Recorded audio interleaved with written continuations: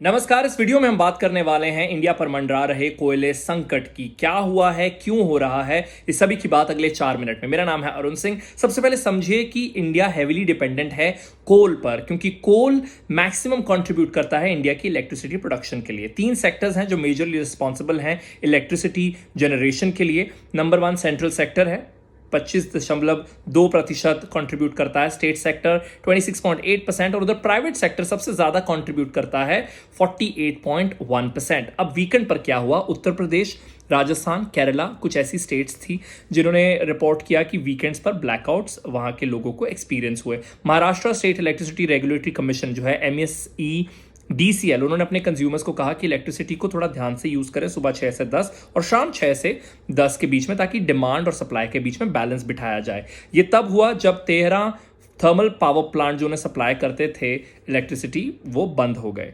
वहीं अगर national level पर बात करें तो 135 सेंट्रली मॉनिटर्ड पावर स्टेशन जो है देश के, उसमें से 115 जो हैं वो क्रिटिकल या सुपर क्रिटिकल शॉर्टेज को फेस कर रहे हैं। और इसी के साथ साथ ही एक सेंटर वर्सेस स्टेट भी इस कहानी में एंगल आ गया, उस पर बाद में आएंगे। लेकिन इस शॉर्टेज के क्या कारण है? सबसे पहले सितंबर में हुई भारी बारिश, जिसकी वजह से जितनी भी माइनिंग साइट्स हैं, कोल माइनिंग साइट्स, उन पर इंपैक्ट आया और वहां पर ऑफ कोर्स जो प्रोडक्शन है वो हॉल्ट हुई। उसकी वजह से सबसे बड़ा रीजन यही है कोल शॉर्टेज का। दूसरा, जो इकोनॉमिक एक्टिविटीज हैं सेकेंड वेव के बाद वो शुरू हुई हैं, प्रोडक्शन जो है वो बढ़ाई है कई कंपनीज ने, तो और फेस्टिव सीजन भी है देश में, तो ऐसे में चलते डिमांड ज्यादा है और सप्लाई जो है वो कम है, जैसा हमने पिछले पॉइंट में भी जिक्र किया जिसका। उसके अलावा ग्लोबली भी डिमांड ज्यादा होने की वजह से जो कोल के दाम हैं वो इंक्रीज हो गया, और इंडिया बहुत बड़ा इंपोर्टर है कोल का, तो वो दाम इंक्रीज हुए तो जो इंपोर्ट है उस पर भी इंपैक्ट आ गया है।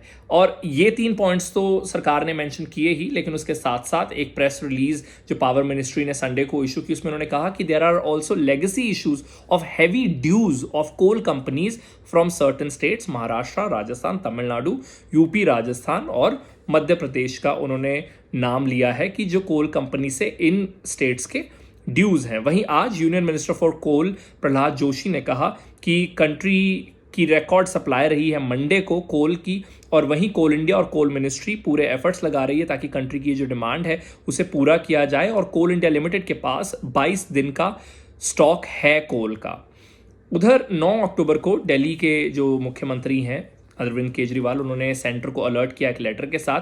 सेंटर ने एक फैक्ट शीट 2 दिन बाद निकाली और कहा कि ऐसा there was no outage on account of power shortage in the national capital. Punjab ने भी लोड शेडिंग है कई जगहों पर वो लगा दी है, क्योंकि उन्होंने भी कहा है कि कोल शॉर्टेज है। उधर आंध्र प्रदेश के chief minister YS Jaganmohan Reddy ने भी कहा है कि पीएम मोदी की इस पर अर्जेंट पर्सनल अटेंशन चाहिए। बीजेपी के जो एलाय हैं बिहार के चीफ मिनिस्टर नीतीश कुमार, उन्होंने भी कहा है कि उनके स्टेट में पॉसिबल कोल शॉर्टेज जो है उसकी उन्होंने बात की है, उसका उन्होंने जिक्र किया है। तो इंटरेस्टिंगली मिनिस्ट्री ऑफ पावर ने कहा है कि कुछ ऐसी स्टेट्स हैं जो अपने कंज्यूमर्स को इलेक्ट्रिसिटी सप्लाई नहीं कर रही है और लोड शेडिंग कर रही है, और इसी पावर को पावर एक्सचेंज में हाई दाम पर बेच रही है। तो उन्होंने एक वार्निंग दी है कि अगर कोई भी स्टेट ऐसा करती है कि जो सेंटर से उन्हें पावर आ रही है उसे वो पावर एक्सचेंज में हाई रेट में बेच रहे हैं और अपने कंज्यूमर्स को नहीं दे रहे हैं, तो क्या किया जाएगा, वो जो सरप्लस है, जो वो अनएलोकेटेड अभी पावर है उनके लिए, वो उनसे छीन ली जाएगी और उन स्टेट्स को दी जाएगी जो ज़्यादा नीडी हैं। तो इस तरीके से सेंटर ने थोड़ा स्टेट के ऊपर जो वार है वो इस तरीके से साधा है। लेकिन